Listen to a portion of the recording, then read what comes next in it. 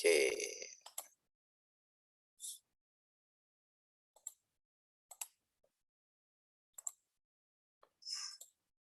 Sudah terlihat, teman-teman? Sudah, Pak. Sudah, Pak. Sudah ya, ini file juga sudah pernah saya kirim. Nah, saya mau meng-highlight begini. Nih. Jadi di pasal 19 ayat 1 terkait dengan bunga penagihan ya. Apabila ada SKPKB, SKPKBT, surat keputusan pembetulan keberatan banding PK yang menyebabkan ininya nih, yang 4 hal ini yang menyebabkan jumlah pajak yang masih harus dibayar bertambah, kemudian dibayarkannya terlambat, maka dikenakan bunga paling lama 24 bulan.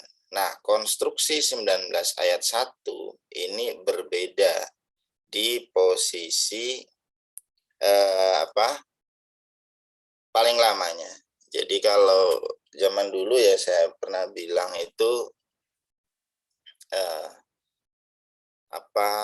HPP ini sudah HPP, sorry, 19 ayat 1 itu sebelum adanya HPP itu ya parah gitu. Bahkan bulannya bisa 100 bulan gitu kan. Bisa 120 bulan. Jadi unlimited sepanjang apa? Sepanjang si jurusita pajak dia masih menahan surat paksanya. Ya, SP atau SPMP. Karena kemarin yang waktu kita ngomongin 2 hari surat teguran gitu ya. 7 hari surat teguran gitu ya. Dan segala macamnya 21 hari, kemudian 2 hari berikutnya gitu. Jadi istilahnya itu paling cepat, teman-teman. Pelaksanaannya di lapangan itu yang namanya paling cepat yang dilakukan hanya untuk teguran. Selebihnya ya lama-lama gitu. Kenapa? Karena istilahnya mau memperpanjang umur, kalau bisa saya bilang itu ya, supaya hak tagih dari negara tidak berkurang. Ya, sebagaimana kita ketahui bahwasanya daluarsa penagihan itu 5 tahun ya. Jadi ini dasar penagihan itu ini. Ya, jadi kalau misalkan ditanya dasar penagihan pajak apa sih? Ya dasar penagihan pajak ini STP, SKPKB, SKPKBT dan selebihnya ini yang menyebabkan jumlah pajak yang masih harus dibayar bertambah. Inilah merupakan dasar penagihan pajak. Ya, inilah dasar penagihan pajak. Kemudian dari dasar penagihan pajak ini kan masing-masing ada tanggal jatuh temponya kan ya. 1 bulan, 1 bulan, 1 bulan, 1 bulan. Kalau lewat, maka konsekuensi hukumnya akan hadir 19. Pasal 19. Anda lewat, maka Anda kena bunga. Hanya saja, kalau kita baca lebih detail, 19 ayat 1, jadi kalau kita ngomongin pasal 18, ada muncul STP. Ya nggak? Ya. Jadi dasar penagihan pajak salah satunya STP. Tapi 19 ayat 1 dia ngomongin, ada nggak tulisan yang menyatakan atau artikel yang atau pasal yang menyatakan di sini apabila STP-nya terlambat dibayar? Ada nggak?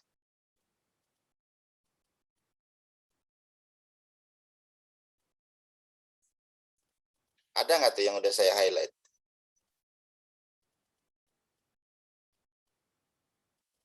Nggak ada ya? Tidak ada, Pak.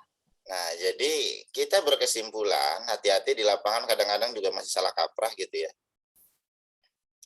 STP apabila terlambat dibayarkan, tidak pernah ada bunga penagihan pasal 19 ayat 1. Makanya kemarin saya tulis catatan gitu kan. Tidak pernah ada. Oke, sekarang 19 ayat 2.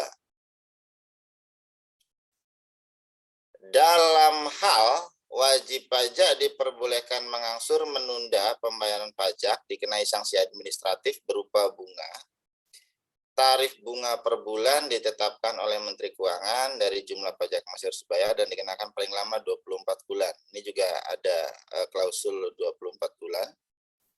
Ya. Bagaimana sih mengangsur menunda itu?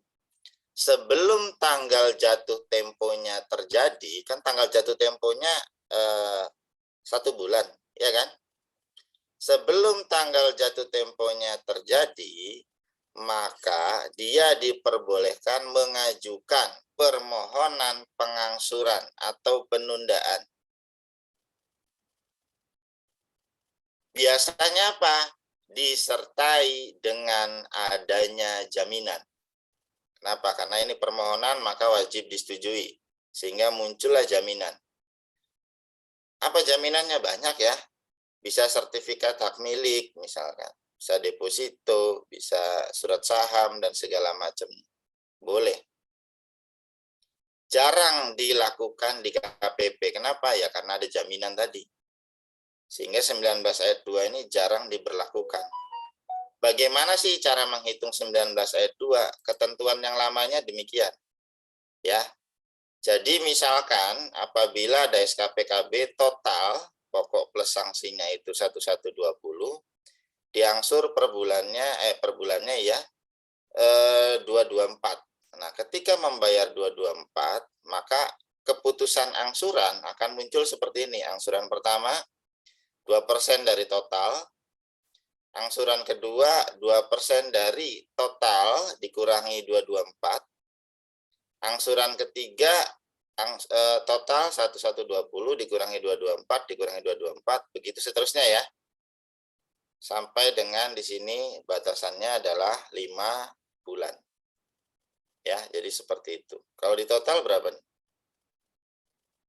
Ini mengangsur nih. Kalau di total berapa bunganya? 22.400, 17.920, 13.440, 8960, 4480 sekitar berapa? 60 ribu berapa? 3, 4, 60, 67.200, Pak. 67.200 ya. Nah, seperti itu. Ada cicilan tiap bulan ya, sebesar 224. Di sini dibayarkan 224, ngitung bunganya seperti ini. 224, 224, 224, 224. Lunas. Bagaimana kalau menunda? Kalau mengangsur kan berarti ada pembayaran tiap bulan ya dengan jumlah tetap. Nah, kalau menunda berarti apa? Nggak ada pembayaran tiap bulan. Pokoknya tiba-tiba bleng akan lunas dalam jangka waktu misalkan Bapak. Di sini dia menunda misalkan 5 bulan ke depan. Kalau menunda 5 bulan ke depan, maka perhitungannya 5% dikali, hati-hati, yang 2% ini sudah berubah ya.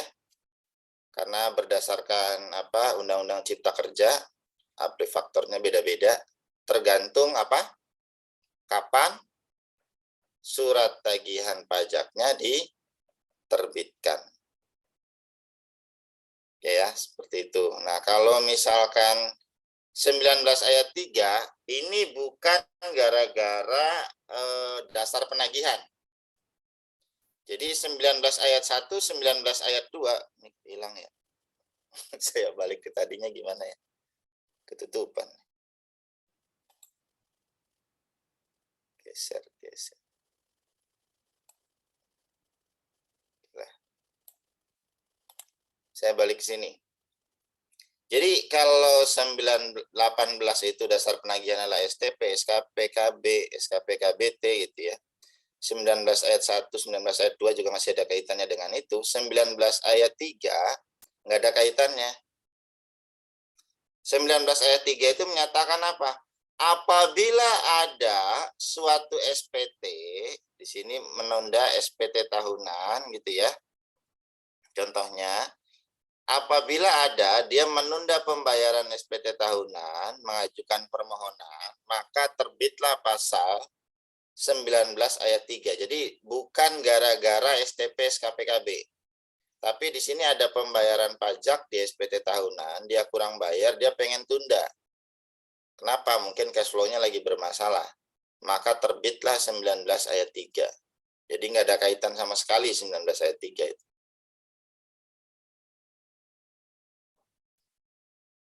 Oke ya. Ini penagihan seketika sekaligus kalau misalkan di lapangan ada indikasi bahwasanya dia mau kabur gitu ya, atau meninggalkan Indonesia untuk selama-lamanya, memindah tangankan barang yang dimiliki atau dikuasai, tanda-tanda penanggung pajak akan membubarkan badan usaha dan akan dibubarkan oleh negara, terjadi penyitaan. Nah, kalau misalkan atau kepailitan.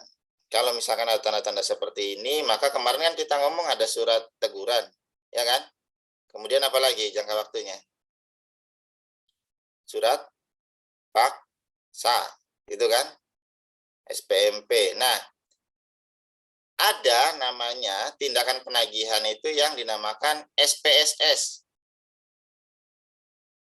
atau surat penagihan seketika sekaligus. Nah, kalau ini terjadi, maka ini akan di luar prosedur yang tadi, ya, di luar prosedur yang tadi. Dengan seketika sekaligus, maka ini bisa dilakukan sepanjang apa? Terjadi hal-hal seperti ini. Misalkan wajib pajak baru diperiksa, selesai, baru terbit SKPKB, dia diketok palu oleh pengadilan niaga. Anda pailit. Wah, kan ketimbang nanti nggak dapat apa-apa kan? Nungguin apa sampai dengan SPMP lama, ya udah seketika sekaligus bisa turun. Supaya apa? Negara masih memiliki hak di dalam hartanya. Izin bertanya, Pak. Ya. Untuk yang angsuran tadi, Pak, kalau dicontohnya kan 5 kali ya, Pak. Tapi untuk prakteknya itu ada batasan maksimalnya tidak ya, Pak? Berapa Maksimal kali? 24. Oh, maksimal 24. Mm-mm. Baik, Gitu. terima kasih, Pak. Ya, maksimal 24. Ada nggak yang seperti itu? Sebenarnya kalau saya bilang di KPP itu jarang gitu. Ya kenapa? Karena juklaknya, petunjuk pelaksanaannya, dia mengajukan permohonan tuh jaminan. Apa jaminan bagi KPP gitu ya? Kalau misalkan Anda akan tiap bulan bayar segini, segini, segini, segini, segini. Misalkan apa? Pak, pembayaran pajak kalau diangsurnya misalkan 1 M, saya masih bisa hidup, Pak. Kenapa? Dari deposito saya yang 1 triliun aja, misalkan gitu ya, misalkan bunganya udah berapa, Pak, gitu kan? Jadi kecil lah. Oh ya udah, silakan dijadikan jaminan depositonya. Dengan harapan apa? Depositonya berarti nggak akan dicairkan kan? Bunganya bisa untuk melunasi utang pajak tadi. Boleh nggak? Boleh. Coba. Makanya intinya gini loh teman-teman. Pajak itu ya jangan sampai membuat wajib pajak itu bangkrut. Paham ya? Kenapa? Karena kita juga pajak berkepentingan terhadap profitnya dia. Semakin dia nanti usahanya maju, semakin profitnya tinggi, maka akan ada pajak di situ. Jadi diupayakan sebisa mungkin dia jalan, dia sukses, tapi akan bayar pajak. Itu pernah saya terapkan dulu ketika ada wajib pajak yang SKPKB-nya total 75 miliar. Dia bilang kaget kalau saya bayar langsung, saya ini Pak, katanya kan bangkrut. Tapi kalau nyicil saya masih bisa hidup dan usaha saya masih jalan. Ya udah silakan dijalankan ke KPP. Bisa nggak Pak 19 ayat 2 di luar prosedur? Bisa nggak jawabannya? Itulah yang namanya kebijaksanaan. Paham ya? Kebijaksanaan itu berarti apa? Penyimpangan dari peraturan, tapi tidak merugikan keuangan negara. Paham nggak? Jadi misalkan gini, dia udah lewat nih dari jatuh temponya. Kan 1 bulan, udah lewat kan? Pas SP, pas surat paksa baru dia datang begini. Aduh Pak, bangkrutlah saya Pak. Kalau misalkan saya ditagih ini misalkan 20 miliar. Ya terus macam mana Bu? Itu kan. Ini udah ada nih SKP-nya. Udah surat paksa pula. Kalau dia mengajukan angsuran nggak bisa gitu kan. Jadi ya udahlah Pak, saya cicil misalkan sebulan 2 miliar. Ini 10 bulan ya Pak. Ya udah gimana kan udah di luar prosedur 19 ayat 2 kan? Ya kan? Nah, maka biasanya yang dilakukan adalah surat pernyataan di atas materai. Nanti yang ditagihkan adalah 19 ayat 1. Atas cicilan bulan pertamanya diterbitkan STP BP. Atas cicilan bulan keduanya terbitkan STP BP. Dan demikian seterusnya. Gitu ya. Paham ya? Ada pertanyaan lagi nggak? Makanya kalau jurusita tuh selalu bilangnya begini. Penagihan itu tidak hanya undang-undang. Tapi penagihan itu seni. Kenapa? Karena ya seninya ada di sini itu, upaya menagih, ada bunga penagihan gitu ya, segala macam, ada sita. Dan hati-hati di lapangan teman-teman kalau misalkan nanti ada yang berminat jadi jurusita gitu ya.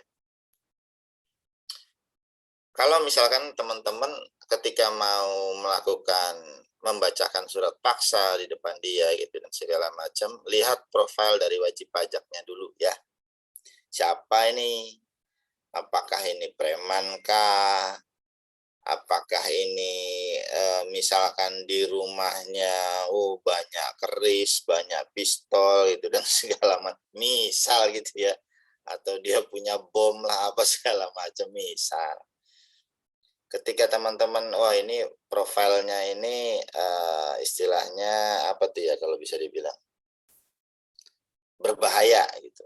Nah, kalau ketemu yang seperti itu maka coba koordinasi dengan pihak keamanan ya, dengan pihak kepolisian. Jadi supaya apa? Kalau ada apa-apa teman-teman enak ya. Dan karena ini ada hubungannya dengan hukum umum, maka tolong yang jadi jurusita perhatikan juga apa ya kitab undang-undang hukum pidana gitu ya. Sorry udah agak serak. Contohnya apa? Hati-hati untuk memasuki pekarangan orang lain. Pekarangan itu adalah batasnya wilayah hukum dari tanah dia. Gitu ya. Jadi kalau misalkan ada pagar di bagian luar, tolong diketok dulu pagarnya sampai dinyatakan Anda boleh masuk. Paham ya? Walaupun kita nanti beritikat baik pada dasarnya, beritikat baik untuk apa ya demi keuangan negara gitu. Tapi beberapa hal itu bisa terjadi gitu. Contohnya apa? Dia mengadukan misalkan lewat CCTV, dia mengadukan Anda memasuki pekarangan tanpa izin. Pidana itu pidana. Walaupun nanti ujung-ujungnya Anda bebas gitu ya, karena Anda akan diurus oleh bantuan hukum dari pihak DJP ataupun Kementerian Keuangan, karena ada unsur itikat baik dari kita, itu tidak bisa dipidana. Tapi apa ya istilahnya, ya ada di lapangan itu yang sudah ya ngerasakan dulu gitu, merasakan jeruji besi kan nggak enak ya. Ya kan namanya prosedur dilakukan oleh Bankum DJP, Bankum oleh kementerian kan lama tuh. Bisa jadi misalkan 2 hari, 3 hari, aduh. Jadi maksud saya, tolong prosedurnya juga dijalankan. Paham ya? Prosedur di ketentuan Pak, izin bertanya, Pak. ya enggak? Berarti kalau penyitaan gitu yang dilaksanakan oleh jurusita biasanya ada saksi gitu nggak sih, Pak? Dan Ada minimal saksi. berapa, Pak? Ada saksi. Jadi Itu misalkan boleh. kalau kita nggak bawa pihak kepolisian, misalkan apa, wah WP-nya orang baik-baik gitu kan, wah orang ini menerima apa segala macam. Minimal ya RT RW. Ya, Itu pihak harus RT atau orang pihak Indonesia, Pak. RW. Jadi ada perwakilan dari kelurahan gitu loh. Unit yang Oh, jadi terkait. wajib orang Indonesia, Pak. Apa enggak? Jadi nggak boleh, misalkan RT RW itu orang luar negeri nih, itu nggak boleh, Pak, harus orang Indonesia gitu ya, Pak? Yes, betul. Nggak boleh. Ya sejatinya ya nggak ada bro, masa RT RW orang luar negeri, ada-ada aja bro. Iya, Pak. Kan itu kalau di sini sih dibayar ya RT RW itu. Kalau nggak salah RT itu 200.000 apa ya sebulan. Karena saya RT gitu. Kalau nggak salah sih ya dikasih sama kelurahan itu 200.000. Walaupun kerjanya kadang-kadang ya sampai malam gitu. Tiba-tiba ada BNN datang berkunjung. Kenapa Pak? Nanti mohon izin gini. Oke, siap. Ya gitulah kadang-kadang kita ini. Ada intel datang ke kita.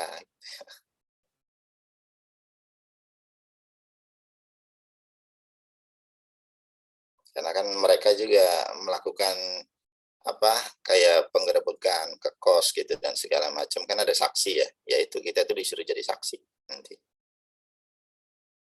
Karena kita perwakilan terkecil dari pihak kelurahan. Oh, ini udah masuk ke internasional. Ini masih terkait dengan penagihan pajak. Nah, ini kita itu ada hak mendahulu ya. Hak mendahulu untuk menagih pajak. Namun demikian di lapangan teman-teman, walaupun pajak punya hak mendahulu, ternyata kita itu kalah. Hak mendahulu kita itu kalah. Ada yang tahu kira-kira kita tuh kalahnya sama siapa? Kalau perusahaan punya utang ke siapa? Oh, bank, Pak. Karyawan bukan, Pak? Betul, ke karyawan. Oh, Dan ke bank, Mika. Kalau ke bank kita sejajar. Sama bank kita sejajar. Ya, atas utang hipotek ya, Mika. Nah, sama karyawan yang kita kalah. Kenapa? Bagi undang-undang ketenagakerjaan, utang perusahaan ke karyawan itu misalkan ada gaji yang belum dibayarkan gitu segala macam, itu wajib hukumnya, nggak bisa ditoleransi. Bahkan negara pun kalah, bisa dibilang gitu. Negara pun kalah. Kenapa? Karena ini urusan perut, urusan hidup dan mati. Paham ya teman-teman ya? Kan kita sering melihat ya, kadang-kadang ada perusahaan bermasalah nih, dipilotkan atau bagaimana, gajinya tidak kunjung dibayar ya. Namanya mencari kerja teman-teman tidak semudah kita kalau jadi karyawan itu kan setidak-tidaknya kita bekerja dari jam 7 sampai jam 5 misalkan gitu ya. Tiap bulan akan ada uang masuk. Ketika itu diberhentikan, off gitu ya, dan Anda masih punya hak belum dibayarkan, bagaimana kehidupan Anda bulan berikutnya? Belum tentu ada yang saving ya. Belum tentu ada yang saving. Jadi kadang-kadang bulan ini ya habis untuk bulan ini, gitu ya. Karena ada pinjaman dan segala macamnya. Bulan berikutnya kita nggak tahu. Terus yang kedua, yang namanya nyari kerja itu agak susah. Agak susah. Kalau sekarang masih mending gitu ya, zaman ekonomi digital, orang bikin sarapan kayak bikin apa kayak udah tinggal GoFood gitu ya. Udah tinggal nyari market, tapi nyari market pun juga kan bukan gampang gitu kan. Nyari pelanggan itu bukan gampang, karena apa? Orang kita itu terbiasa kalau nyari, kalau bisa yang bintangnya bintang apa tuh ya, rating ya. Ratingnya 4,8 dulu deh misalkan. Kalau yang 4,8-nya tutup baru turun ke 4,7, masih ada nggak ya? Biasanya gitu kan. Nah, jadi ya untuk mencapai 4,8, 4,7 kan dia harus berjuang dulu tuh. Dia harus memuaskan semua pelanggannya dulu. Bukan hal yang mudah juga gitu. Jadi maka karyawan itu, utang ke karyawan itu menjadi yang paling tinggi. Kita kalah. DJP itu sejajar dengan bank dan yang lain-lain. Kalau yang nggak punya jaminan gimana? Itu udah yang terakhir itu. Ya, itu udah yang terakhir kalau semuanya lunas. Pemegang saham gimana? Itu lebih terakhir lagi. Lebih terakhir lagi. Kalau semuanya udah dibayarin, udah dilunasin, masih ada, baru si pemegang saham. Izin bertanya, Pak. Ya, silakan. Terkait hak mendahului ini kan, Pak, fidusia juga dalam KUH Perdata itu seingat saya juga memiliki hak mendahului, Pak. Betul. Nah, itu bagaimana, Pak, dengan pajak ini? Yang mana yang lebih di prakteknya itu yang biasanya menang yang mana, Pak? Nah, fidusia nanti akan sejajar tadi, Pincar. Fidusia akan sejajar dengan pajak. Kalau ada asetnya, nanti maka akan berbagi itu. Karena dulu pernah kejadian. Kenapa? Ya kita mendahulu fidusia. Fidusia tuh gini teman-teman, jadi istilah untuk kalau pinjaman yang ada jaminannya, contohnya rumah gitu ya, kemudian kendaraan, ada rumah misalkan contohnya apa, KPR gitu ya, kendaraan KKB gitu, itu dinamakan fidusia. Nah, kita tuh kan belum tentu ada jaminan kan, tapi kita punya hak mendahulu. Nah, jadi nanti gimana ceritanya? Berbagi biasanya. Gitu bicara. Kalahnya cuma nama karyawan itu doang tadi. Oke, baik Kalau Pak. habis Terima kasih sama Pak. dengan karyawan ya habis sama karyawan gitu. Jadi si fidusia pun ketika dilelang nggak dapat apa-apa, dadah. Oh, oke Pak. Berarti ini pihak kreditur yang fidusia harusnya lebih cermat ya Pak dalam memilih debiturnya. Betul, betul. Terima kasih Pak. Ya. Oke, ada lagi yang lain? Saya izin bertanya Pak. Ya. Tadi kan kalau yang kayak bank, DJP itu kan setara. Terus kalau misalkan yang benar-benar didahuluin gitu Pak, misalkan tadi gaji karyawan udah, apakah nanti DJP otomatis duluan atau bayar utang ke bank duluan itu Pak? Kenapa? Yang kan tadi misalkan bayar ke, ya, Ya itu nanti berbagi, bukan salah satu diduluin gitu Pak, tetap bagi-bagi. kan berbagi. Ya kejadiannya akan berbagi. Tapi kalau yang di luar aset fidusia, maka akan jatuhnya ke DJP. Paham nggak? Ya Pak, paham Pak. Misalkan gini, sudah dia punya harta 1 triliun gitu ya. Pajak punya tagihan 800 miliar gitu. Nah, ada satu aset yang dijaminkan gitu ya, disertai dengan fidusia itu misalkan 500 miliar. Kemudian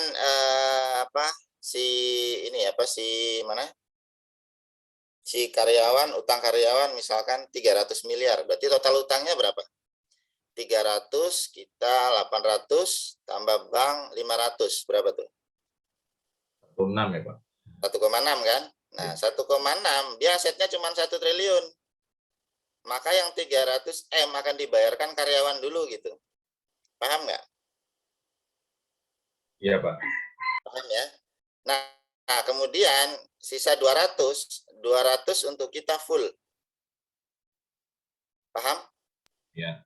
Yang 500 baru berbagi antara DJP dengan si bank. Oke, baik. Terima kasih Pak. Ya, gitu. Karena kan yang 200 tadi kan bank nggak ikut-ikut kan? Iya kan? Nggak ikut-ikut. Jadi itu sepenuhnya punya kita selaku punya hak mendahulu. Tapi yang atas 500, nah kita punya hak juga di sana. Paham ya? Paham Pak. Kadangkala kalau sama-sama ngotot, biasanya kalau bank BUMN sama-sama oke lah, enak gitu ya. Udah tinggal ya udah kita bagi aja Pak gitu kan. Nah, tapi kalau yang sama-sama ngotot itu misalkan apa? BCA gitu ya. BCA misalkan dia punya hak mendahulu juga. Ujung-ujungnya apa? Ya bersengketa dulu.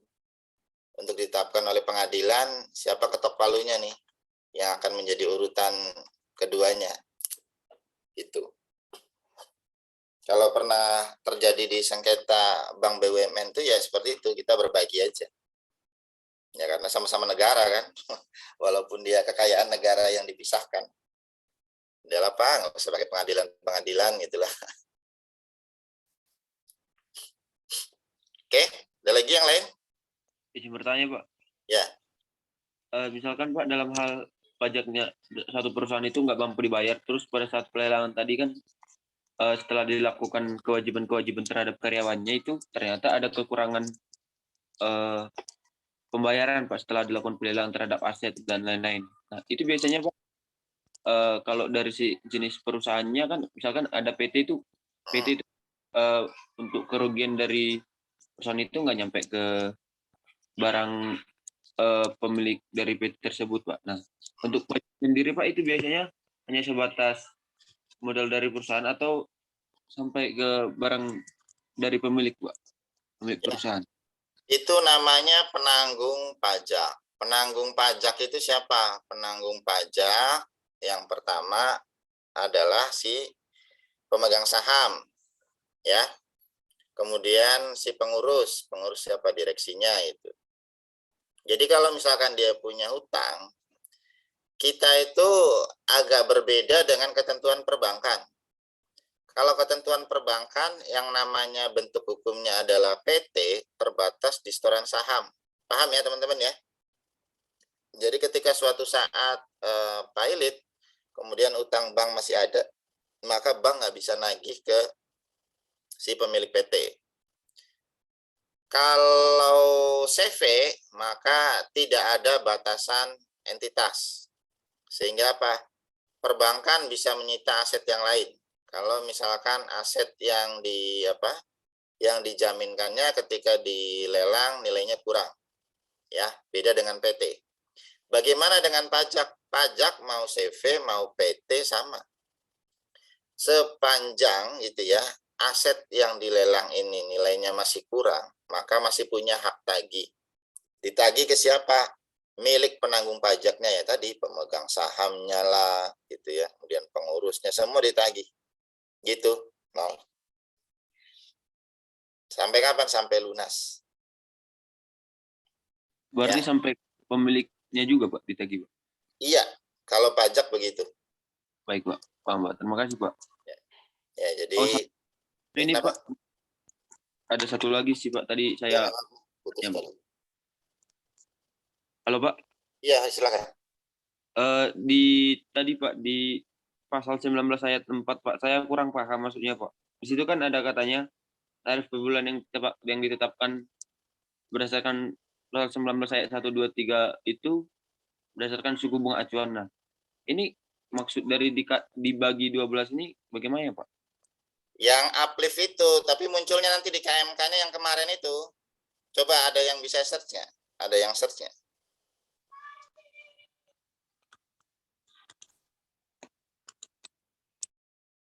Ada yang search?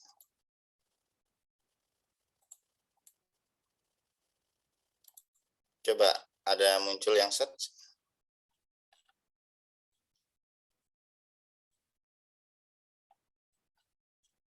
Sekarang misalkan Januari berapa?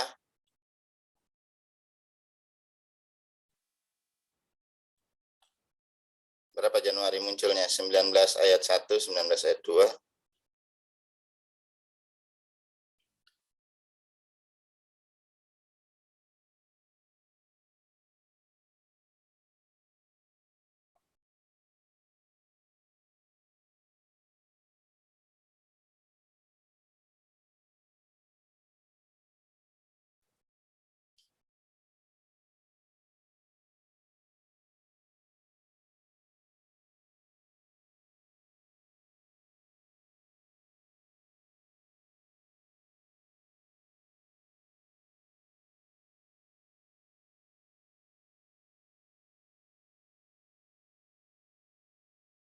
Ada?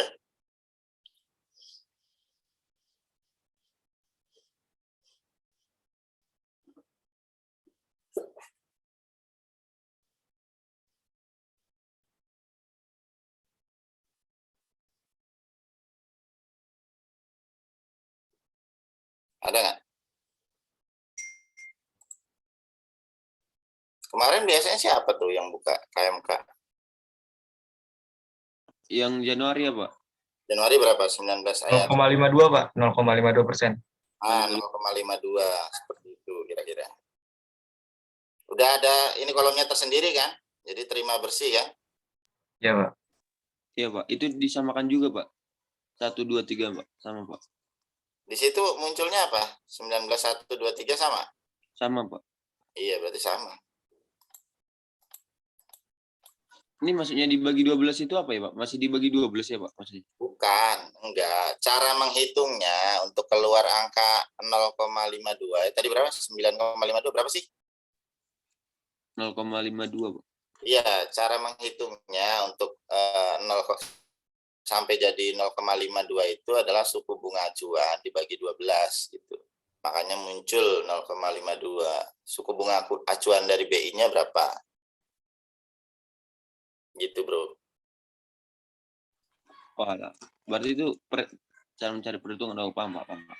Ya. Iya, makanya sekarang munculnya adalah 0,52 karena suku bunga acuan dari BI yang berlaku di Januari ya mungkin berapa? Tinggal 0,52 aja kali 12 berapa tuh?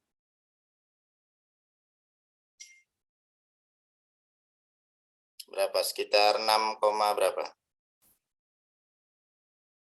6,24. Ah ya udah, berarti sekitar segitu suku bunga acuan dari BI-nya. Gitu, Bro. Cara menghitungnya. Oh iya Pak, satu lagi boleh nggak Pak? Nggak apa-apa lah. Yang pasal 19 ayat 3 saya masih kurang paham Pak. Kan di situ katanya diperbolehkan untuk menunda penyampaian SPT tahunan. Nah, dia terhitung mulai dikenakan bunga pasal 19 ayat 3-nya itu kapan ya Pak? Soalnya kan dia masih diperbolehkan nih Pak. Ya, terhitung dari tanggal jatuh temponya. Tanggal jatuh temponya kan kalau orang pribadi maka 31 Maret. Ya kan? Kalau misalkan badan kan 4 bulan setelah berakhirnya tahun buku. Kalau tahun bukunya Januari Desember maka kan 30 April. Ya terhitung mulainya dari situ. Dia mau nundanya sampai kapan? Misalkan dia bilang saya nunda 6 bulan Pak. Misalkan 6 bulan itu berarti kapan? Oktober ya? 31 Oktober ya udah 6 bulan. 6 kali berapa persen yang berlaku gitu kan. Udah kali pokok pajaknya berapa yang dia tunda. Misalkan 2 miliar ya udah 2 miliar. Oh, berarti walaupun diperbolehkan untuk melakukan perpanjangan ataupun penundaan penyampaian SPT tetap kena denda gitu ya Pak? Tetap kena. Kena bunga maksudnya. Tetap. Jadi kalau dia mengajukan penundaan maka kena bunga. Pakai permohonan itu bro, 19 ayat 3 itu. Ada lagi yang lain? Baik Pak, terima kasih Pak.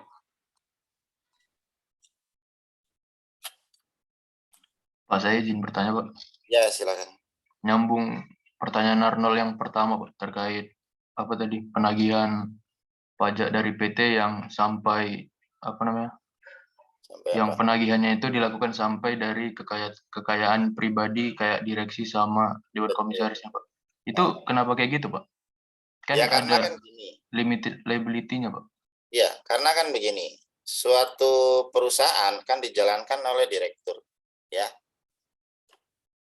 Kemudian kuasa juga sampai ke pemegang saham. Kenapa? Karena biasanya direktur itu mendapatkan perintah dari pemegang saham. Paham? Jadi mau nilep atau apa, pasti kedua pihak ini tahu gitu. Si direktur dan pemegang saham. Kenapa? Karena kedua-duanya menikmati hal tersebut. Maka pajak menganggap keduanya juga merupakan penanggung pajak. Gitu. Gitu, Bro. Oke, baik Pak. Makasih Pak. Kan makanya kan diakui juga tanda tangan mereka kan.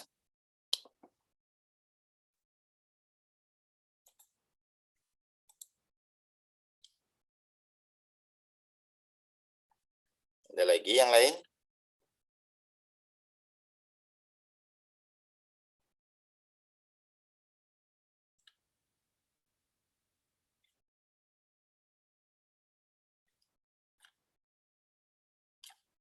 Sebentar, ini kayaknya ada perubahan definisi ya di Undang-Undang HPP nih.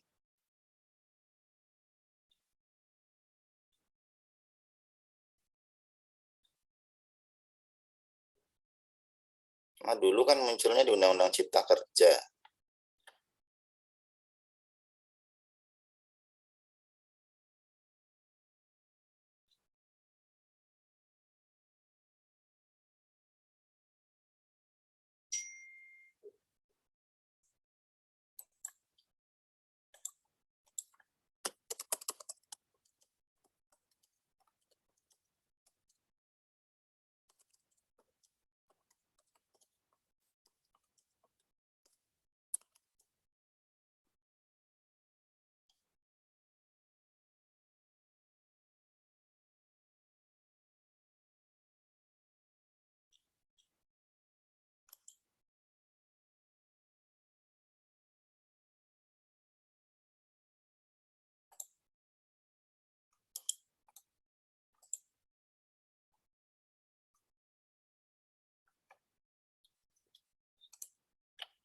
Silakan siapa dulu yang ini?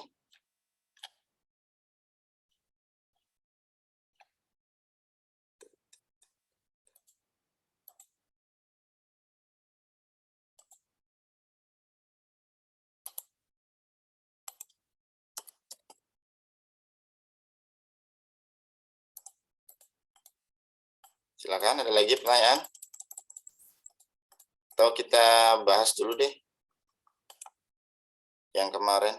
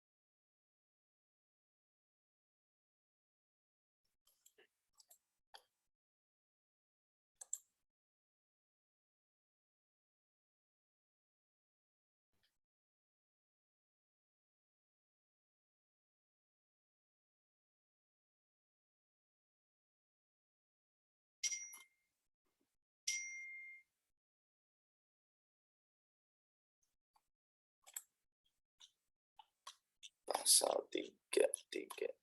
Pasal 3.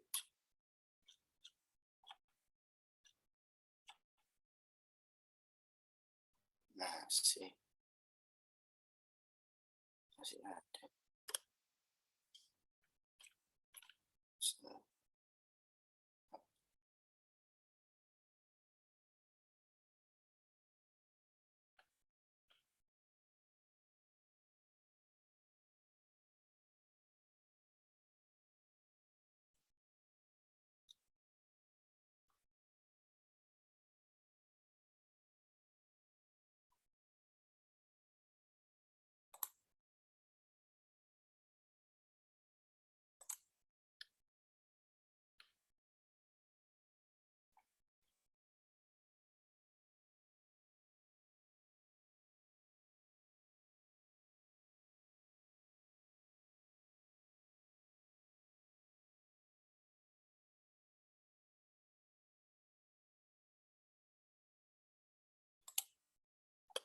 Ada?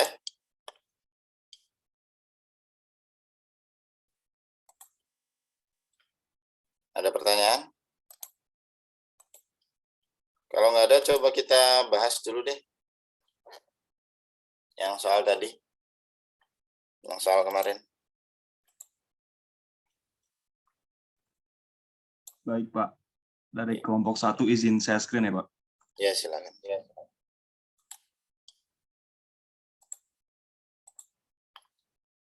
Kelompok 1 mana suaranya? Hadir. Siapa? Oke, ada Mbak Mike nih. Mbak Mike, gimana kabar Mbak Mike? Kelompok 1 Mbak Mike ya. Ya, silakan nyantai aja ya. Ya, nyantai aja, benar Pak. Nomor 1 akan dijelaskan oleh kelompok kita, kelompok 1 ya, silakan kelompok 1. Saya ini udah saya screen, silakan. Jadi ini kita materi pertemuan 10 kalau nggak salah teman-teman ya. Oh.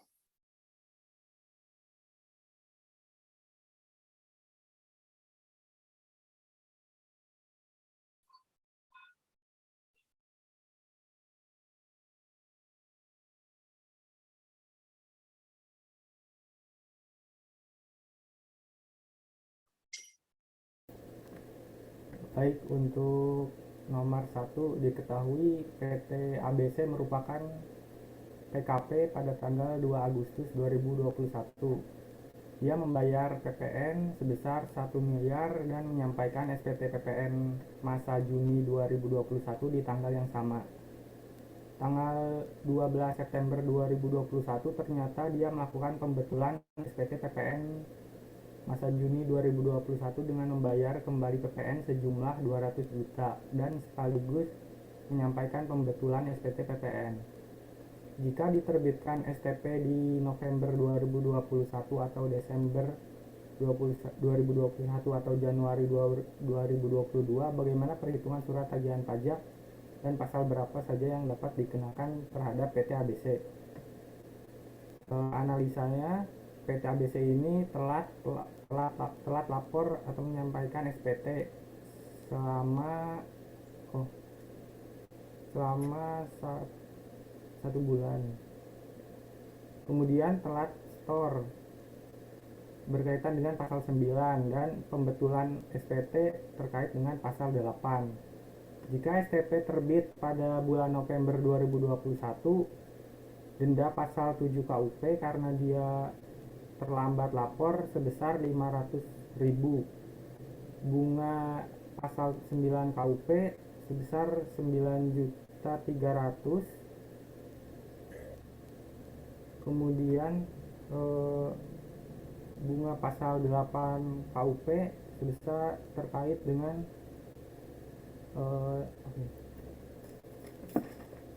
pasal 8 terkait dengan pembetulan sebesar 3.720.000. Kemudian total STP-nya 13.520.000. Jika STP terbit pada Desember 2021, denda pasal 7 karena terlambat menyampaikan SPT sebesar 500.000. Bunga pasal 9 KUP 9.200.000 karena telat 1 bulan. Kemudian bunga pasal 8 KUP sebesar 3.680.000 karena dia telat pembetulan selama 2 bulan dan total STP-nya 13.380.000. Jika STP terbit Januari 2022, denda pasal 7 KUP sebesar 500.000, bunga pasal 9 sebesar 9.400.000, bunga pasal 8 KUP sebesar 3.760.000, totalnya 13.660.000. Yang membedakan di sini adalah bunga KMK pada bulan November, Desember, dan Januari. Seperti itu untuk nomor 1. Kemudian nomor 2, diketahui PT DEF merupakan berdiri sejak 1 Februari 2019. Tahun buku merupakan tahun takwim. Pada saat terdaftar dia tidak menyampaikan pemberitaan untuk tidak menghendaki penggunaan tarif normal. Berdasarkan rekapitulasi peredaran bruto selama tahun 2019, diketahui bahwa peredaran usaha sebesar 5 miliar yang terdiri dari 5 Maret bulan Maret 1 miliar, April 800 juta, Mei 500 juta, Juni 200 juta, Juli 700 juta, Agustus 400 juta, September 600 juta, Oktober 300 juta, November 200 juta, dan Desember 300 juta. Pembayaran PPh final UMKM dilakukan 15 Januari 2020 sejumlah 25 juta. Terkait dengan PPh final UMKM ini terkait dengan peraturan pemerintah nomor 23 tahun 2018. Nah, analisisnya di sini pasal yang dikenakan.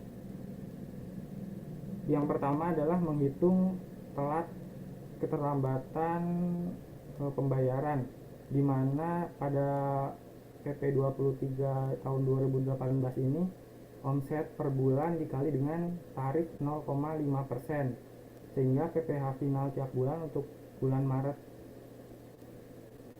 sebesar 5 juta, April 4 juta, Mei 2.500.000, Juni 1 juta, Juli 3.500.000, Agustus 2 juta, September 3 juta, Oktober 1.500.000, November 1 juta, dan Desember 1.500.000.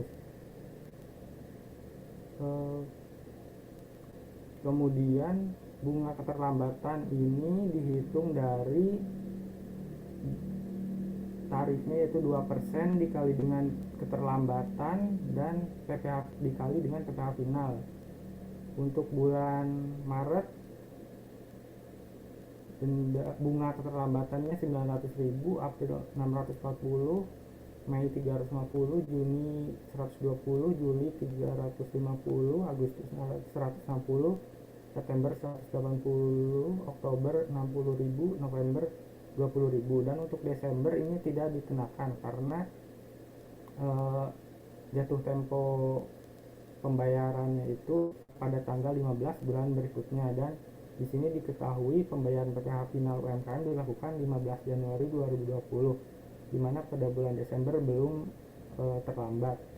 Kemudian untuk pasal 7 KUP ini terkait dengan keterlambatan menyampaikan SPT. Dendanya untuk PPh untuk penyampaian pajak lainnya itu sebesar 100.000.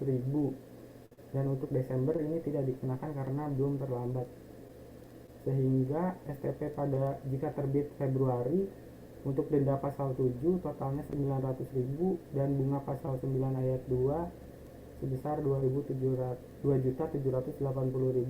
dan totalnya 3.680.000. Sekian dari kelompok kami, mohon dikoreksi apabila terdapat keliruan, Pak. Terima kasih. Ya, baik, terima kasih. Sekian presentasi dari kelompok 1. Kurang lebih mohon maaf. Saya mewakili kelompok 1. Wassalamualaikum warahmatullahi wabarakatuh. Waalaikumsalam warahmatullahi wabarakatuh.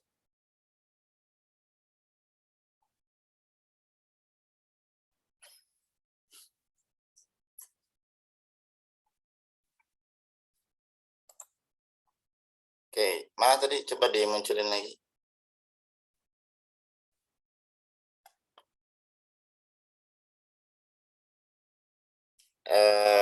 Ini SPT-nya kapan nih? Juni ya? Juni, kemudian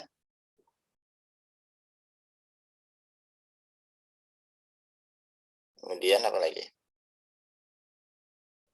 PPN sejumlah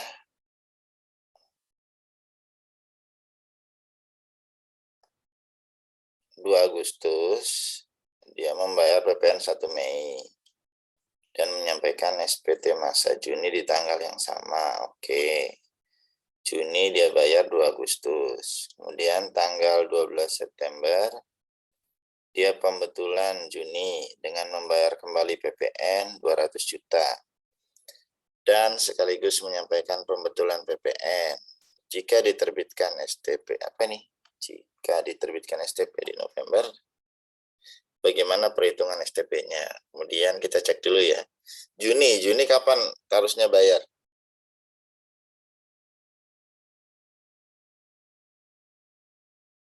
PPN Juni harusnya bayar di akhir bulan berikutnya ya, Pak. Akhir bulan berikutnya di 31 Juli. Ya kan? Oke, 31 Juli. 31 Juli coba lihat di kalender. Sabtu Minggu apa libur?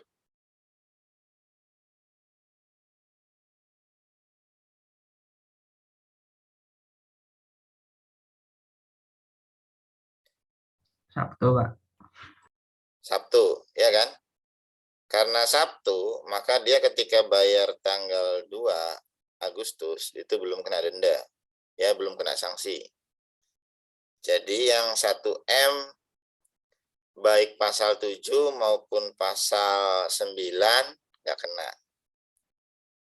Oke, sekarang kita lanjut lagi ceritanya. 12 September dia melakukan pembetulan SPT PPN Juni dengan membayar kembali PPN 200 juta. 12 September dari 31 Juli berapa bulan? 2 ya? Ya udah 2 bulan. 2 bulan dikalikan 200 juta, kalikan sanksinya berapa? Ah, udah seperti itu aja. Jadi pasal 7-nya nggak kena nih. Pasal 7, pasal 9-nya dia nggak kena. Gitu ya. Oke, sekarang yang soal nomor 2-nya deh.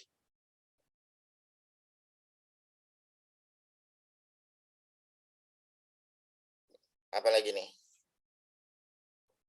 Peredaran usahanya 1M, maka dia bayar berapa ini? 5 juta ya. 0,5% ya. Betul. Kemudian ya berikutnya bla bla bla bla bla bla bla. Dia bayarnya di Januari, Pak. 15 Januari. Masa Maret dia bayar 15 Januari juga ya. Berarti pasal 7 kena. Iya betul. Pasal 7-nya kena. Yang Desember nggak kena. Iya betul. Nah gitu dong, jangan terkecoh. Yang Desember nggak kena pasal 7, betul.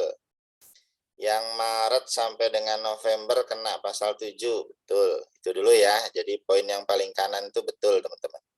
Sekarang hitungnya berapa bulan terlambatnya. Maret kan paling lama di 15 April ya.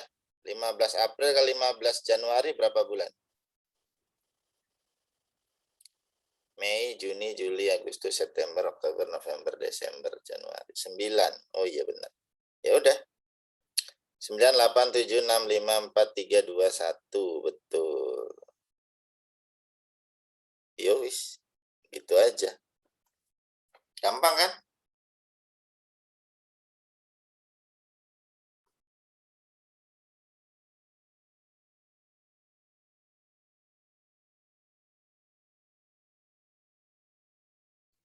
Ini Pak, saya 20, izin apa memastikan yang nomor 2021? 1 dong, Pak.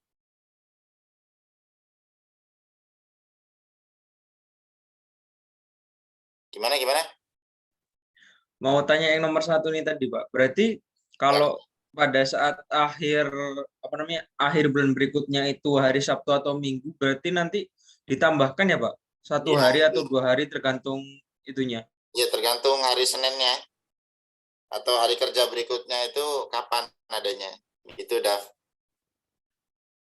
Oh, oke, Pak. Oke. Oke, kalau ada yang nanya, kalau di soal gimana? Kalau di soal itu terjadi, maka nggak usah lihat kalender. Asumsikan aja tanggal 31-nya selalu di hari kerja. Ya, tanggal 15-nya selalu hari kerja, tanggal 10-nya selalu hari kerja. Paham? Ini kan karena saya iseng-iseng aja ini. Oke, Pak. Ya. Oke, kemudian begini, iseng-iseng ditulis lagi. Dodol ada iseng-iseng ditulis, iseng-iseng. Banana iseng. Oke, gini. Ntar saya lagi download dulu nih, kayaknya ada KMK yang mengatur nih.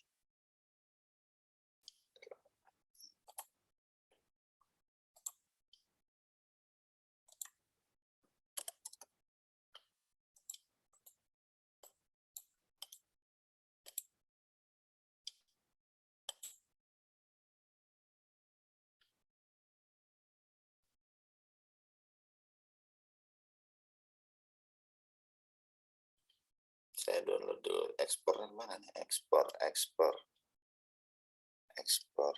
dokumen, PDF, ekspor.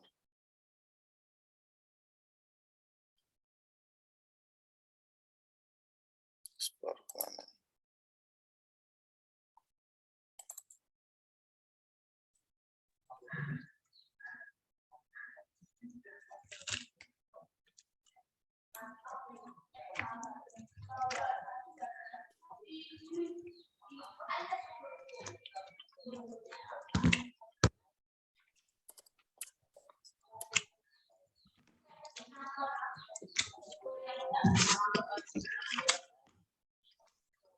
Coba dicek di WA-nya.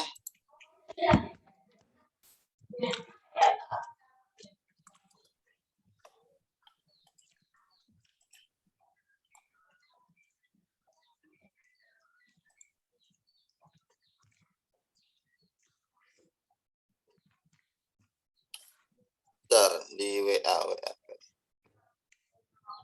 KUPK.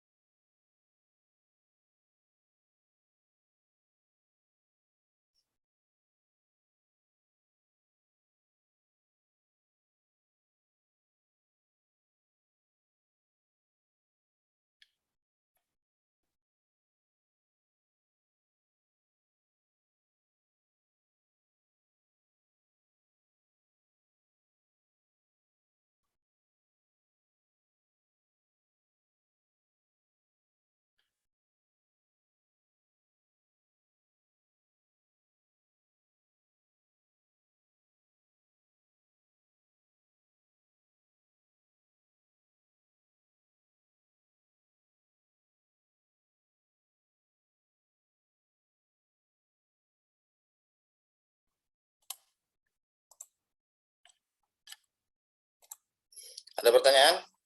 Nggak ada.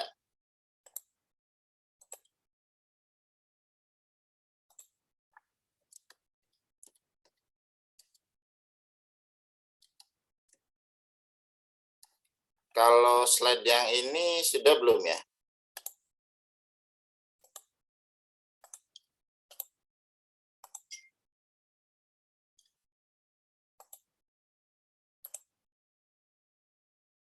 ada rangkuman terkait dengan perhitungan sanksi kalau teman-teman mau. Boleh, Pak.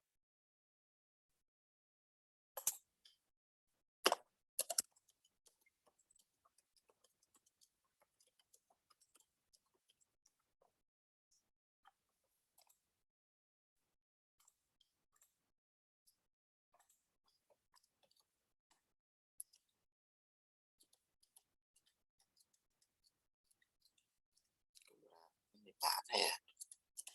Saya tadi nyari pemeriksaan. Udah.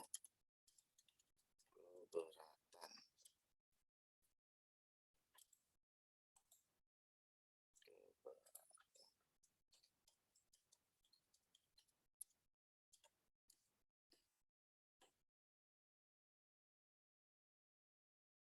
Nah, nih. Saya masuk ke keberatan dulu deh. Udah terlihat? Sudah, Pak. Udah, Pak. Udah saya pernah kirim juga ya kalau yang ini kan. Ya, jadi begini. Pada saat pemeriksaan, ada kemungkinan produk hukumnya itu adalah, ya bukan ada kemungkinan ya, pasti SKP. SKP itu jenisnya ada SKPN, nihil gitu ya. Ada SKP kurang bayar, ada pajak yang masih harus dibayar di situ. Ada lagi misalkan SKPLB, berarti apa? Ada kewajiban dari negara untuk mengembalikan sejumlah pembayaran. Mungkinkah gitu kan? Sudahlah terbit SKPKB, SKPN, bahkan SKPLB, wajib pajak masih tidak setuju. Mungkin nggak? Saya nanya dulu. Sudah terbit nih surat ketetapan pajak lebih bayar. Wajib pajak nanti mendapatkan haknya lah untuk dapat pengembalian pajak. Atau SKP-nya nihil deh. Mungkin nggak wajib pajak masih tetap melakukan upaya hukum? Mungkin, Pak. Kenapa, Pak? Ya dari wajib pajak tuh ingin apa ya, Pak? Keuntungan atau kesempurnaan dalam pendataan gitu loh, Pak. Biasanya pengen keuntungan yang paling besar gitu. Oke, tadi siapa? Siapa lagi tadi? Kayaknya ada suara yang lain tadi. Bani, Pak. Bani, apa Ban? Mungkin aja dia, Pak, nggak setuju dia dengan yang sudah diterbitkan. Jadi dia masih mengajukan upaya hukum, Pak. Mungkin ke ini, Pak, pengadilan gitu, Pak. Ke pengadilan pajak ya. Oke, Iya, Pak. ada lagi yang berpendapat lain?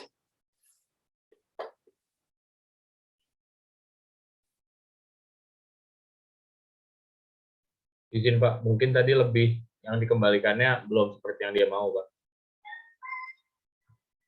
Iya.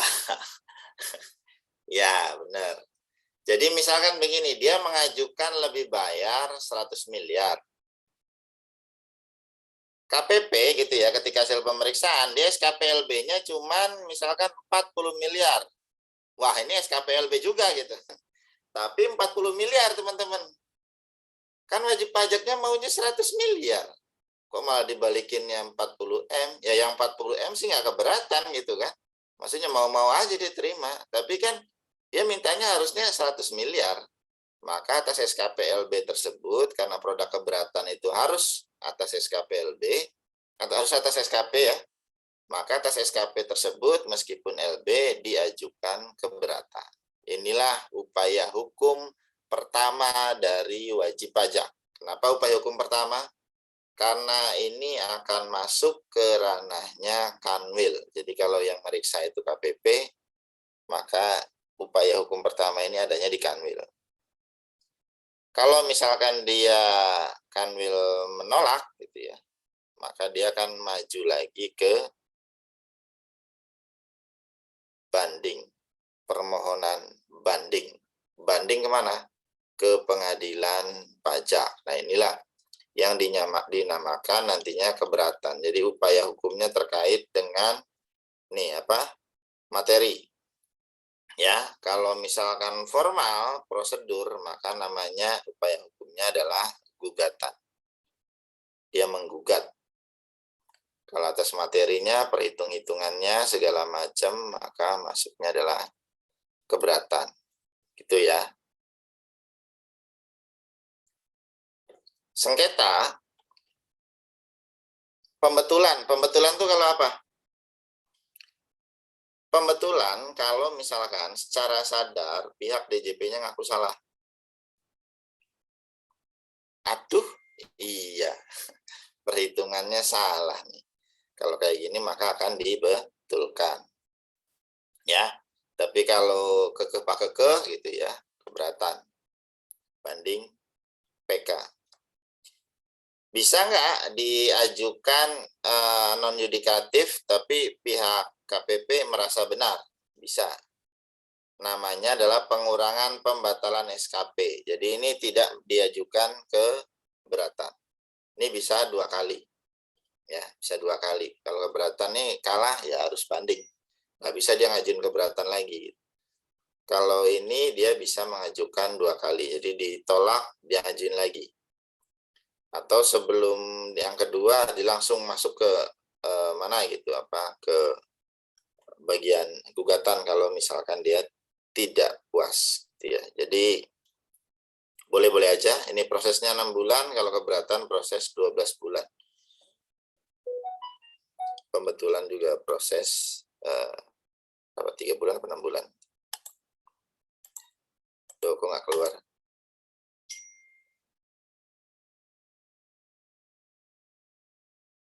Oke ya, ini penyelesaian sengketa terkait dengan prosedur. Kalau prosedurnya yang salah, maka Anda bisa melakukan gugatan, bisa juga melakukan pasal 36 ayat 1 huruf D. Contohnya apa? 36 ayat 1 huruf D itu, yang namanya pemeriksaan, harus diawali dengan adanya surat perintah pemeriksaan. Kalau tidak ada surat perintah pemeriksaan, maka 36 ayat 1 huruf D batal. Ya. Pemeriksaan, ada namanya surat pemberitahuan hasil pemeriksaan. Tidak ada surat pemberitahuan hasil pemeriksaan, maka batal. Ya, bisa mengajukan 36 ayat 1 huruf D. Nah, tapi kalau misalkan atas materi gugatan yang di luar itu, masuknya adalah gugatan ke pengadilan. Contohnya apa? Misalkan begini. Jadi, ada satu cerita gitu ya. KPP mengirimkan surat ketetapan pajak, tapi belum ditandatangani sama belum distempel oleh dia. Ini real ini ceritanya real gitu. Si wajib pajak menerimanya itu. Jadi mungkin begini, SKP itu kan mungkin di print 5 halaman gitu ya, 5 halaman. Halaman 1 sampai 4 udah ditandatangan, udah distempel. Halaman 5 ini dia kelupaan nih. Kepala kantornya kelupaan tanda tangan, kelupaan stempel. Karena biasanya gitu kan, dari mulai halaman 1 sampai dengan halaman 5 itu langsung ditekuk-tekuk kan, karena dikirimkan kan, ini buat kirim ke sini, buat kirim ke sini. Nah, salah satunya kan kirim ke wajib pajak. Misalkan bagian yang terakhir dikirim ke wajib pajak, padahal apa? Itu belum ditandatangan, belum di stempel. Maka mau nggak mau, suka nggak suka, ya itu batal. Gitu loh. Itu batal. Cuman kan waktu itu nggak bisa pasal 36. Kenapa? Pihak dari KPP kekeh. Pihak dari KPP kekeh bahwasanya apa? Loh, yang saya kirim itu ada tanda tangan, ada stempelnya. Sehingga Pak wajib pajak dia langsung maju ke pengadilan dengan menggugat. Jadi dianggap SKP-nya tidak benar. Nah, karena SKP-nya tidak benar, dia menggugat, ya mau nggak mau, suka nggak suka. Saat itu putusan hakim ya ngabulin. Ya, jadinya ya apa ya, dikabulin. Batal itu demi hukum. Ya, keteledoran lah. Nah, ini terkait dengan upaya keberatan. Upaya keberatan ini dari SKPKB, SKPN, SKPLB, SKPKBT dilakukan dalam jangka waktu 3 bulan. Ya, dalam jangka waktu 3 bulan dia harus mengajukan keberatan. Kalau tidak, maka ini sudah dianggap ingkrah. nggak boleh lagi diajukan keberatan. Tapi upaya tadi pasal 36 boleh nggak? Mas? Boleh kalau 36. Ya, sepanjang jalan ini nanti ada SPUH, surat pemberitahuan untuk hadir. Ini kayak semacam undangan gitu ya, ke wajib pajak, kemudian ada SK keberatan. Sebelum adanya SPUH, maka wajib pajak dapat mencabut. Ya, kalau misalnya kadang-kadang ini merasa dia udah kalah segala macam, udah cabut aja lah. Ketika sedang mengajukan keberatan, maka hal yang sama tidak dapat dilakukan. Pengurangan, penghapusan, pembatalan sanksi administrasi, nggak bisa. Pengurangan, pembatalan SKP yang tidak benar, yang tadi pasal 36 ayat 1 huruf D itu nggak bisa. Nggak bisa. Jadi ini harus diproses terlebih dahulu. Ya, ini keberatan 12 bulan dari diterima, diproses. Putusannya bisa apa? Keputusan, sorry. Kalau putusan pengadilan. Kalau ini keputusan. Keputusannya bisa mengabulkan seluruhnya, mengabulkan sebagian, menolak, menambah besarnya jumlah pajak yang masih harus dibayar, bisa. Ya. Ini kemudian dikirimkan ke wajib pajak. Wajib pajak dalam jangka waktu paling lama 3 bulan dari SK keberatan, dia mengajukan banding. Banding ke pengadilan pajak. Putusan banding, nah ini bisa mengabulkan, menambah, atau tidak dapat diterima. Ini tolak formal. Ini kalau tolak formal itu berarti belum masuk ke materi. Nah, sehingga dendanya masih atas denda keberatan. Ini sudah berubah di undang-undang yang terbaru. Pasal 2, jauh. Jauh.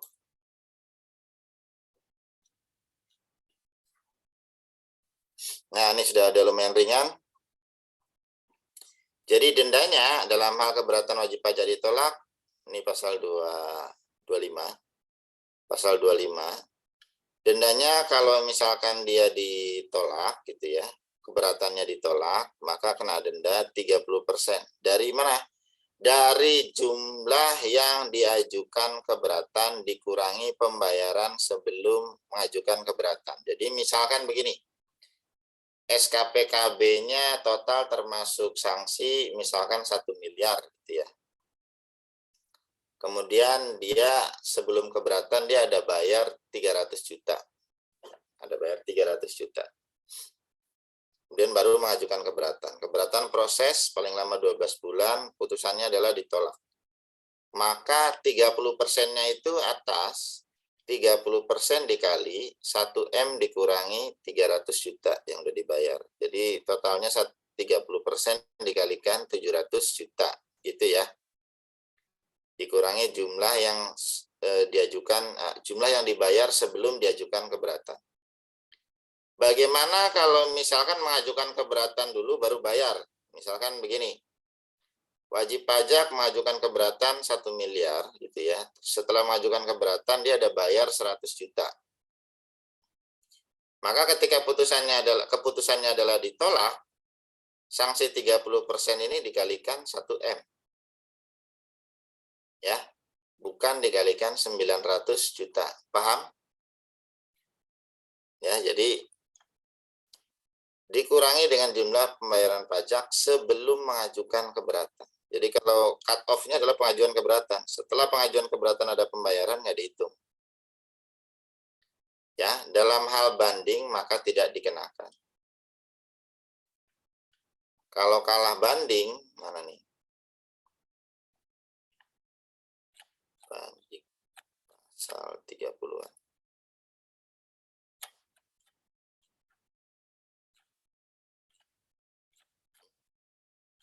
Ini pembukuan.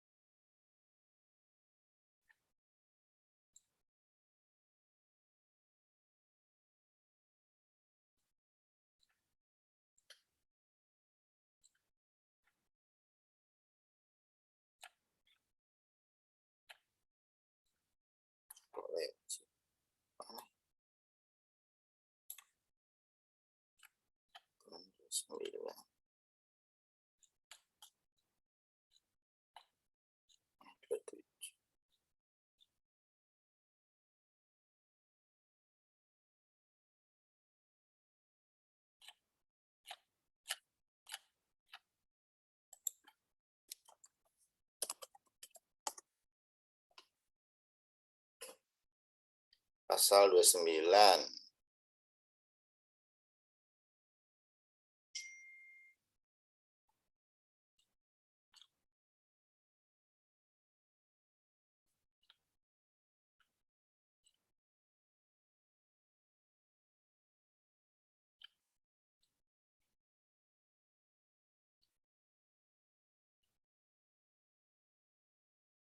Ada yang udah ketemu?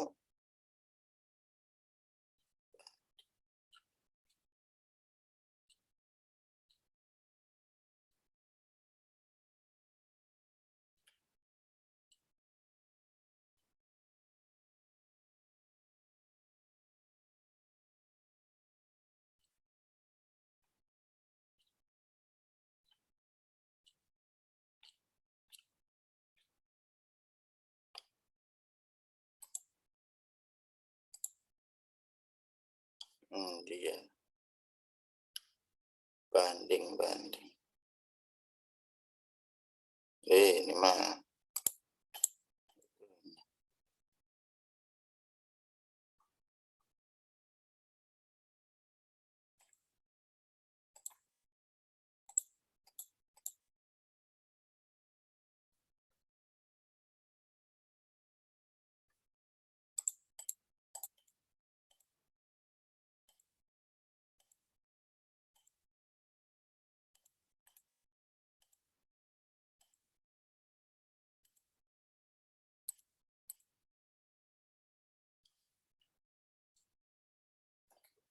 dan banding.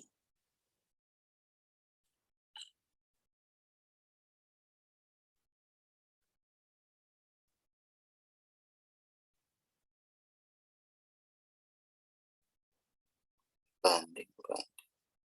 60%. Jadi kalau dulu 50% sama 100, kalau sekarang 30% sama 60%. Kalau misalkan bandingnya ditolak. Ya. Dari mana? Sama, dikurangi dengan pembayaran pajak yang telah dibayar sebelum mengajukan keberatan. Jadi cut off-nya memang tetap sebelum mengajukan keberatan. Jadi bukan pada saat ada pembayaran setelah keberatan atau pembayaran sebelum banding tapi setelah keberatan. Enggak. Cut off-nya adalah sebelum mengajukan keberatan. Jadi cut off-nya di situ. 60%. Lumayan juga gede ya. Ada pertanyaan sampai sini? Loh, tadi nggak di-share screen ya? Iya, Pak. Loh, aduh. Ya udah, nggak apa-apa lah. Ada pertanyaan? Jadi pasal 25 kita udah ngomongin kalau ada mengajukan keberatan, hati-hati wajib pajak gitu ya. Itu hak itu boleh saja dipakai. Namun kalau Anda kalah, maka Anda kena denda 30% dari total. Dikurangi jumlah yang harus dibayar. Ya, jadi 30% kali total SKPKB termasuk pokoknya berapa? Kalau 1M ya 1M dikurangi yang sudah dibayar berapa nih? Sebelum keberatan 200 misalnya. Ya udah berarti total 800. 800 dikali 30%. Gitu. Kalau ada pembayaran setelah keberatan maka tidak diakui. Gitu ya. Nah, udah sampai keberatan, udah sampai banding, sebenarnya udah selesai. Keberatan, banding, coba saya cek dulu. RPS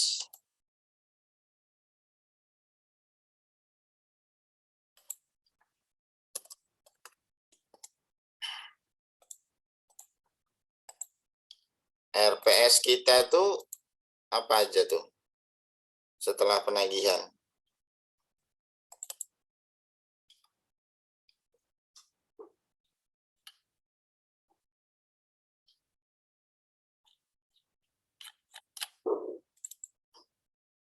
sengketa pajak bukan ya, Pak? Sengketa ya, Iya. sengketa.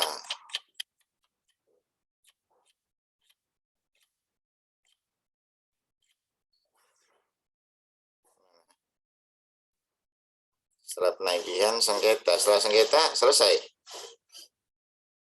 Iya, Pak. Kalau di RPS sengketa itu pertemuan terakhir. Ya, kita preview ya, nanti detail sengketanya minggu depan lah. Detail sengketanya minggu depan, keberatan atas apa, banding atas apa, gugatan atas apa. PK, pengurangan sanksi, segala macam. Ada pertanyaan nggak sampai dengan penagihan? Ada? Pak, izin bertanya. Ya, silakan. Tapi kayaknya ini agak melenceng dari materi sih, Pak. Beberapa waktu lalu kan ada kasus Gojali gitu kan, Pak, yang mendapatkan keuntungan dari penjualan NFT. Nah, yang ingin saya tanyakan itu, ada nggak sih, Pak, regulasi perpajakan mengenai NFT ini, Pak? Gini, bukan masalah ada apa enggak. Sekarang kita balik ke PPH ya. Kita balik ke PPH dulu.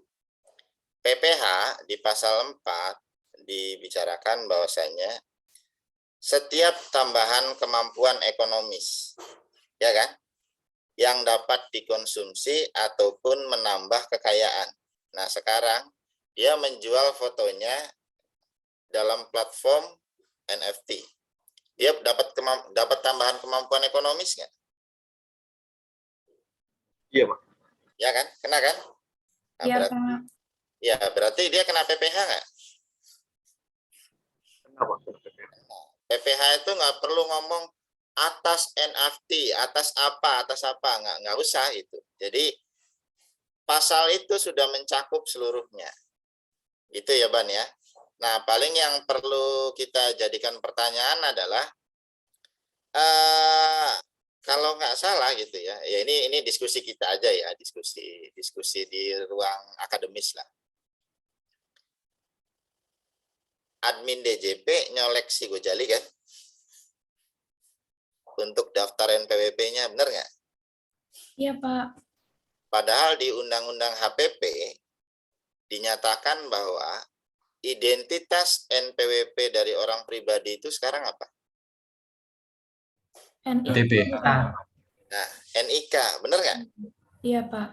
Jadi seharusnya admin DJP nggak usah ngomong kayak gitu loh. Kenapa? Karena identitas NPWP dari orang pribadi sekarang sudah berubah menjadi NIK, NIK. Yang dapat dipastikan kalau Gojali orang Indonesia dari sejak bayi pun sudah punya NIK. Paham kan? Dan sekarang karena Gojali sudah berumur di atas 18 ya kalau nggak salah teman-teman ya. Ya kan, kalau dari mukanya itu umur berapa tuh sekira? 21 berapa? 21, Pak. Ya 21 kan. Saya nebak dari mukanya anak umur 21 ya. Masih ada alay-alaynya, tapi dia sudah bisa berstatement dan segala macam. Ya, itu udah dewasa, udah lewat dari 18, maka karena udah dewasa, dia udah punya penghasilan, lepaslah dia dari orang tuanya kan. Dia sudah harus melaporkan pajaknya sendiri, gitu. Gitu, Ban. Jadi, Undang-Undang PPH itu tidak perlu ngomongin terlalu detail. Yang penting dia tambahan kemampuan ekonomis, gitu.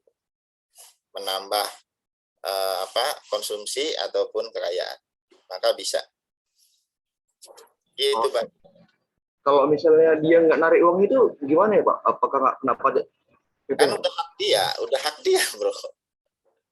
Jadi kalau misalnya masih disimpan gitu masih kena PPH, Pak, walaupun belum tarik. Tetap kena, kan dia accrue yang diterima atau diperoleh, ya kan? Bukan dalam artian yang ditarik apa tidak kan gitu, yang diterima atau diperoleh itu kan sudah diperoleh sama dia, ya terserah dia mau diambil apa tidak. Tapi kayaknya diambil lah, 1,5 M Ban, lumayan. Ya, Pak. Oh ya, satu lagi, Pak, itu yang kena PPH itu PPH final atau progresif, Bro? Nah itu kan kalau misalkan kita lihat dia jual apa sih, foto ya? Iya, Pak, foto, Pak. Nah, kalau foto kan masuknya kan kegiatan usaha, bukan pekerjaan bebas. Ya nggak? Dagang kan ini kan? dia dagang nih, atau misalkan industri lah, dia membuat suatu produk, kemudian dia jual ke NFT itu produknya, kan gitu kan ya. Maka ini masuk dalam kategori kegiatan usaha, dia bukan pekerjaan bebas. Kegiatan usaha bisa nggak pakai PP 23 yang bayar 0,5%, gitu kan Ban? Ya, jawabannya adalah bisa. Karena dia yang dijual produk kan, fotonya dia kan yang dijual kan. Dan NFT itu katanya unik ya, benar ya? Maksudnya dalam artian gini, satu produk itu nggak boleh sama dengan produk dia yang lain. Makanya dia menjual berapa fotonya gitu dalam sekian tahun. Foto selfie gitu-gitu doang ya, 1,5 M. Saya kok nggak kepikiran ya, nyari duit segampang itu. Kata si Bani, sialan. Gue capek-capek belajar pajak 3 tahun. Belajar penilaian 3 tahun. Orang dapat duit 1,5 M dari upload foto doang. Rezeki bro, kita nggak ada yang tahu rezeki itu gimana. Ya, jadi kalau menurut saya itu kegiatan usaha. Karena kegiatan usaha boleh menggunakan PP 23, maka jawabannya adalah boleh. Banyak loh sekarang yang pakai Syahrini ya kan, ada juga jual apa NFT juga. Pak Ridwan Kamil jual NFT hasil apa lukisannya atau apalah segala macam. Ya silahkan, misalkan Bani hasil apa nih dijual di platform NFT. Emang dia berupa foto doang ya, bukan video ya? Iya Pak, masih foto gitu Pak. Masih foto ya. Harganya murah-murah ya padahal ya. Si Gojal itu $3. $3 50.000-an. Ya Pak, royaltinya yang gede Pak. Royaltinya yang gede ya. Iya. Wow, 1,5 M. Ampun DJ, 1,5 M. Ada lagi yang lain? Terima kasih Pak penjelasannya Pak. Ya, ya Pak. Kasih. Yang lain ada? Izin bertanya, Pak. Ya, Mik. Melanjutkan pertanyaan Bani tadi, Pak, berarti itu bukan masuk kategori e-commerce gitu ya, Pak? Bisa, bisa. Oh, bisa ya, Pak? Ya. Bisa. Kan itu ya foto kayak gitu kan barang elektronik kan? JPG kan? Iya, bisa. Dan itu menggunakan platform apa sih, NFT itu bisa dibilang marketplace lah ya.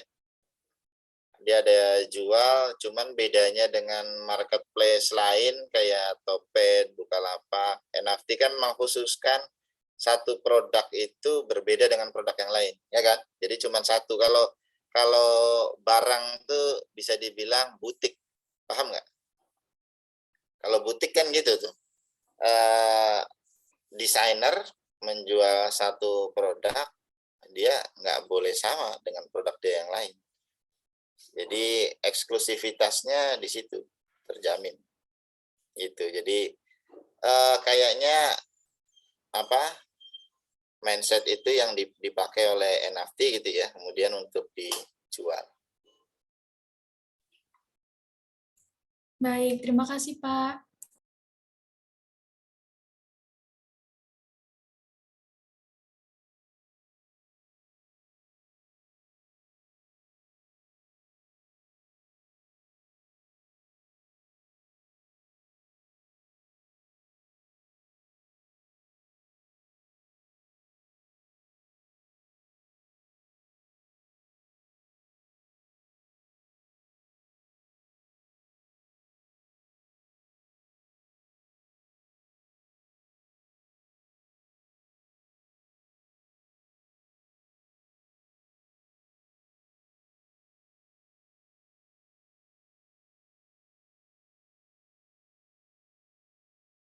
Sorry, ke silent.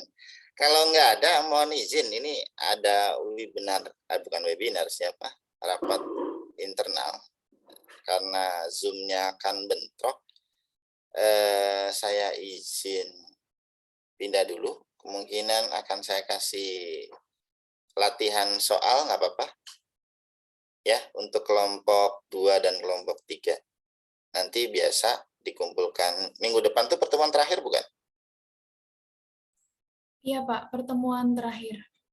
Minggu depan, kita mau ganti kapan? Mik? Kapan ya Pak enaknya? Kapan? Kalian kalau minggu ini tuh kosongnya kapan? Di Jumat Jumat sesi pagi, sesi siang nih. sesi siang, Pak. Sesi siang itu berarti sekitar 1:30 kan? Iya, Pak. Ya udah kita agendakan aja. Nanti biar kita ganti buat yang lalu itu ya, dari Jumat. Jadi nanti yang terakhirnya ada di mana tuh? Selasa. Iya, minggu depan, Pak. Ya udah gitu aja ya. Baik, Tolong Pak. ya, tolong saya dikabari hari Kamisnya ya, Mik. Kalau misalkan Pak, jadi hari Jumat ya Pak, kita sesi 3 ya. Kalau Jumat tuh sesi berapa? Ya pokoknya 1:30 lah. Ya. Ada yang berkeberatan? Ada yang masih bentrok jam sholat? Jam segitu? Mungkin wilayah lain ada? Atau amankah? Aman? Aman ya, bisa ya. Kalau masalah pas banget mepet, misalkan wilayah Medan kan biasanya jam 1 lewat ya. Ini pas banget mepet Pak gitu. Nanti saya agak telat-telat dikit, nggak apa-apa. Nanti sambil makan, nggak apa-apa. Santai aja. Ya, itu aja ya teman-teman ya. Kita nanti hari Jumat jam 1:30 ya. Oke, nanti soal untuk latihannya saya kirim. Ya. Oke, gitu dulu. Ya, kalau ada apa-apa di WA aja ya, kita diskusikan dulu ya. Mohon izin semuanya. Tadi siapa? Andisa, udah ada belum? Mik.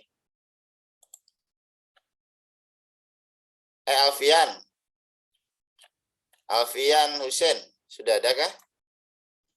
Hadir Bapak. Hadir, ya. Oke, berarti komplit nih udah nih. Komplit. Oke ya, mohon izin teman-teman ya. Nanti kita hari Jumat ketemu lagi. Oke, semuanya saya close dulu ya. Baik, Pak. Terima kasih, Pak. Terima kasih, Pak.